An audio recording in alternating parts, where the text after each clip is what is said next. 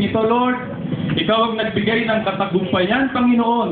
Lord, maraming salamat, Lord, sa pagkatunay nga po na wala pong aksidente, Panginoon, sa iyong mga anak. Lord, nakikita mo ang bawat isang naririto, bawat bata, bawat kabataan, bawat magulang na naririto, Panginoon, nagpapakumbaba sa iyong harapan.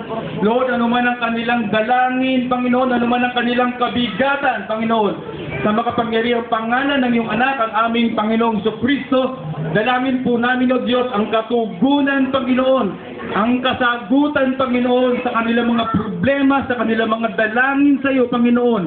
At dito nila makikita, Panginoon, na kayo ang Diyos na mabuti at tumutugon ng kanilang mga pangangailangan, Panginoon.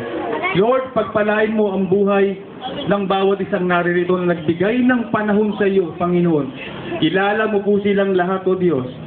Dalangin po namin, Panginoon, anuman po ang kanilang pangangailangan, O Diyos. Kayo po ang aming Panginoon at Ama na siyang magkakaloob ng kanilang mga pangangailangan, Panginoon. Lord, maraming salamat, O Diyos. Patuloy na ingatan mo rin ang kanilang mga buhay, sampu ng kanilang sambahayan, Panginoon.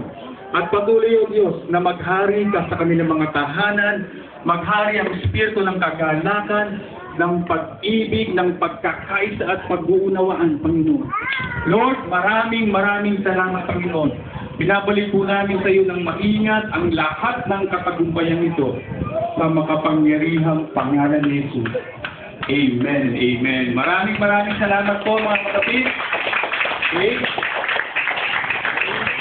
Kunin lamang po nila, may mga lalapit po sa inyo mga young people, para kausapin lamang po kayo, kunin lamang po yung mga pangalan nyo. Muli, maraming salamat sa inyo. Pagpalain po kayong lahat ng ating Panginoon. Amen? Amen. Palakpakan po natin ang Lord.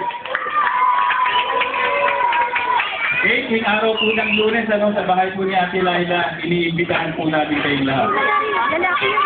Ay, ko na, si Dari lalaki yun.